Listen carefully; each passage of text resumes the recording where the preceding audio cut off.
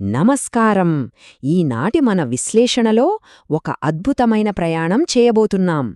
అనంతమైన విశ్వంలో ఒక నక్షత్రం ఎలా పుడుతుంది, ఎలా జీవిస్తుంది మరియు ఎలా అంతమవుతుంది అనేది అచ్చం ఒక జీవి యొక్క జీవిత చక్రం లాంటిదే. ఈ విషయాలన్నీ చాలా సులభంగా, ఇంట్రెస్టింగ్గా మాట్లాడుకుందాం. సరే, ఇక ఏమాత్రం ఆలస్యం చేయకుండా ఈ అద్భుతమైన ప్రయాణాన్ని ప్రారంభిద్దాం. ఈ ప్రయాణంలో ప్రధానంగా 6 మజిలీలుంటాయి.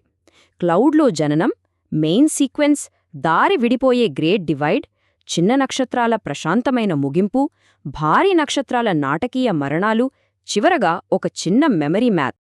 మొదటి దశ, క్లౌడ్లో జననం. మన కథ అంతా సరిగ్గా ఇక్కడే మొదలవుతుంది. అసలు ప్రతి నక్షత్రం పుట్టేది ఒక నెబ్యులాలోనే. నెబ్యులా అంటే అంతరిక్షంలో ఉండే ఒక భారీ గ్యాస్ ఇంకా డస్ట్ క్లౌడ్.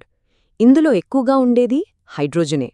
గురుత్వాకర్షణ శక్తి వల్ల ఈ పదార్థమంతా ఒక చోటుకు చేరడం స్టార్ట్ అవుతుంది. ఓరియన్ నెబ్యులా దీనికి బెస్ట్ ఎగ్జాంపుల్. ఇక్కడ మనం గుర్తుపెట్టుకోవాల్సిన ఒక చిన్న ట్రిక్ ఏంటంటే, అన్ని నక్షత్రాలు మేఘాల్లోనే పుడతాయి. సరే, ఆ మేఘం నుంచి ఒక బేబీ స్టార్ ఎలా వస్తుందో ఇప్పుడు గమనిద్దాం. ఫస్ట్, గురుత్వాకర్షణ ఆ గ్యాస్ని గట్టిగా దగ్గరకు లాగుతుంది. అదంతా ఒక దట్టమైన ముద్దలా ఫామ్ అవుతుంది. ఆ ముద్ద విపరీతంగా వేడెక్కి ప్రోటోస్టార్గా మారుతుంది. ఇది అచ్చం తల్లి గర్భంలో ఎదుగుతున్న శిశువులాంటిదన్నమాట.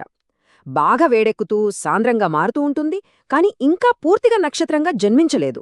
నెక్స్ట్, రెండవ దశ, అడల్ట్హుడ్ అంటే మెయిన్ సీక్వెన్స్. ఇవి నక్షత్ర జీవితంలో అత్యంత స్థిరమైన సంవత్సరాలు. ఇక్కడొక మైండ్ బ్లోయింగ్ విషయం ఏంటంటే, నక్షత్రానికి శక్తినిచ్చే ఆ ఇంజిన్ చాలా సింపుల్గా ఉంటుంది. కేవలం 4 హైడ్రోజన్ అణువులు కలిసి ఒక హీలియం అణువుగా మారతాయి. అంతే, ఈ చిన్న ప్రాసెస్లోనే ఊహించలేనంత అపారమైన శక్తి రిలీజ్ అవుతుంది. ఆ శక్తే నక్షత్రాన్ని ప్రకాశించేలా చేస్తుంది. ఈ న్యూక్లియర్ ఫ్యూజన్ స్టార్ట్ అవ్వగానే ఆ ప్రోటోస్టార్ కాస్త నిజమైన నక్షత్రంగా మారిపోతుంది. ఈ ఫేజ్నే మెయిన్ సీక్వెన్స్ స్టార్ అంటారు. ఇది నక్షత్ర జీవితంలో అత్యంత సుదీర్ఘమైన దశ. ఇక్కడ లోపల నుంచి వచ్చే పీడనం, బయటనుంచి నొక్కే గురుత్వాకర్షణ శక్తి, ఈ రెండు పర్ఫెక్ట్గా బ్యాలెన్స్ అవుతాయి. అందుకే ఇది చాలా స్థిరంగా ఉంటుంది. దీనికి బెస్ట్ ఎగ్జాంపుల్ మన సూర్యుడే. అవును, మన సూర్యుడు ప్రస్తుతం ఈ స్థిరమైన అడల్ట్హుడ్ దశలోనే ఉన్నాడు. ఇప్పుడు మూడవ దశ, ది గ్రేట్ డివైడ్. నక్షత్ర జీవితంలో ఇదొక కీలకమైన మలుపు. ఇక్కడ మనకు ఒక ఇంట్రెస్టింగ్ డౌట్ రావచ్చు. అదేంటంటే, నక్షత్రంలోని ఆ హైడ్రోజన్ ఇంధనం మొత్తం పూర్తిగా అయిపోయినప్పుడు ఏమవుతుంది?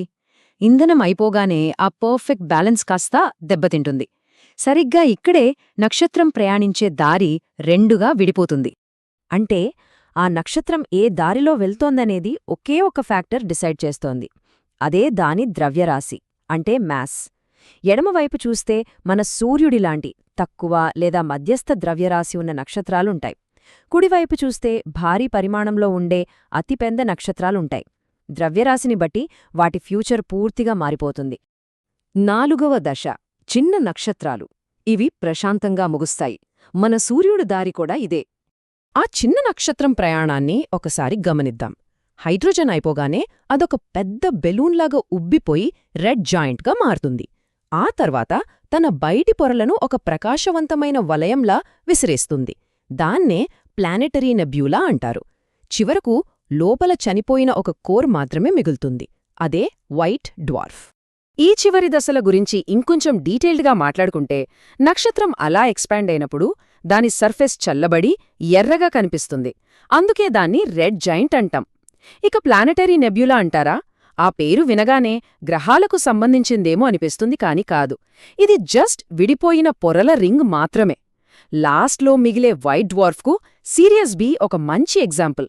ఇది అచ్చం నిప్పు ఆరిపోయిన తర్వాత మిగిలిపోయే బొగ్గులాంటిది. అది పూర్తిగా చల్లబడితే దాన్ని బ్లాక్ డ్వార్ఫ్ అంటారు. ఇది చిన్న నక్షత్రాల జర్నీ. ఇక ఐదవ దశ, భారీ నక్షత్రాలు. వీటి మరణాలు చాలా నాటకీయంగా, భయంకరమైన విస్ఫోటనాలతో ఉంటాయి. ఈ భారీ నక్షత్రాల జర్నీ చూస్తే చిన్న నక్షత్రం రెడ్ జాయింట్ అయితే ఈ భారీ నక్షత్రాలు బీటల్ జ్యూస్ లాంటి మహాభారీ రెడ్ సూపర్ జాయింట్స్గా మారతాయి. ఆ తర్వాత వాటి కోర్ ఒక్కసారిగా కుప్పకూలిపోయి భయంకరమైన విస్ఫోటనం జరుగుతుంది. అదే సూపర్నోవా. ఆ తర్వాత అవి న్యూట్రాన్ స్టార్ లేదా బ్లాక్ హోల్గా మిగిలిపోతాయి.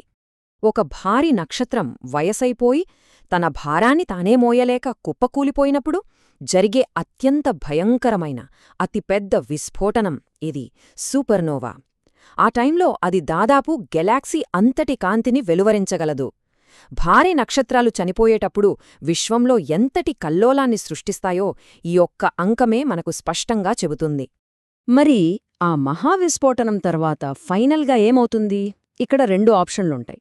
ఎడమవైపు గమనిస్తే ఆ మిగిలిన కోర్ బాగా కుచించుకుపోయి అత్యంత సాంద్రమైన న్యూట్రాన్ స్టార్గా మారొచ్చు. క్రాబ్ పల్సార్ దీనికి ఉదాహరణ. ఇది ఎంత సాంద్రంగా ఉంటుందంటే అందులోని ఒక స్పూన్ పదార్థం కొన్ని కోట్ల టన్నుల బరువుంటుంది. లేదా కుడివైపు చూసినట్లుగా అది పూర్తిగా కుప్పకూలిపోయి కాంతి కూడా తప్పించుకోలేని ఒక బ్లాక్ హోల్గా మారిపోవచ్చు. సిగ్నస్ X1 దీనికి ఉదాహరణ. నక్షత్రం బరువు ఎంత ఎక్కువగా ఉంటే అది బ్లాక్ హోల్గా మారే ఛాన్స్ అంత ఎక్కువగా ఉంటుంది. ఇక 6వ దశ ది మెమరీ మ్యాప్. ఈ ప్రాసెస్ మొత్తాన్ని ఎప్పటికీ గుర్తుంచుకునేలా లాక్ చేద్దాం. ఈ రివిజన్ చార్ట్ చూడండి. ఇదొక అల్టిమేట్ చీట్ షీట్ అన్నమాట. జననం, స్థిరమైన వయస్సు అంటే నెబ్యులా, ప్రోటోస్టార్, మెయిన్ సీక్వెన్స్. ఈ 3 ఫేజ్లు 2 దారులకు ఒకటే. తేడా అంతా కేవలం వృద్ధాప్యం, మరణం దగ్గరే వస్తుంది. మాస్ తక్కువైతే రెడ్ జాయింట్, ఆపై white dwarf.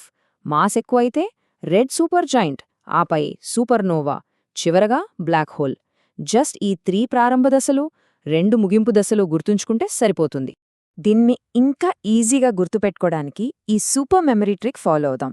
Cloud, baby, stable, expand, end. చూసారా? నక్షత్రాల పరిణామాన్ని ఒక జీవి లైఫ్ సైకిల్కి ఎంత ఈజీగా కనెక్ట్ చేయొచ్చో. ఈ సింపుల్ ట్రిక్ మనకు ఈ టాపిక్ మొత్తాన్ని లైఫ్ టైం గుర్తుండేలా చేస్తుంది. మనం ముగించే ముందు ఒక్కసారి ఈ మైండ్ బ్లోయింగ్ విషయం గురించి ఆలోచించండి. 100 కోట్ల సంవత్సరాల పాటు అద్భుతమైన కాంతితో వెలిగే నక్షత్రాలు, మహావిస్ఫోటనాలతో ముగిసే నాటకీయ పరిణామాలు, ఇవన్నీ జరిగిన తర్వాత ఫైనల్గా ఈ అనంత విశ్వం కేవలం నిశ్శబ్దమైన బ్లాక్ హోల్స్ను, చల్లబడిపోయిన బ్లాక్ డ్వార్ఫ్లను మాత్రమే మిగులుస్తుందా?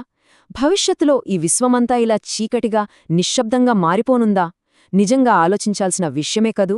ఈనాటి విశ్లేషణతో నక్షత్రాల పరిణామం మనందరికీ చాలా స్పష్టంగా అర్థమైందని ఆశిస్తున్నాను. ఇలాంటి మరో అద్భుతమైన టాపిక్తో మళ్ళీ కలుద్దాం.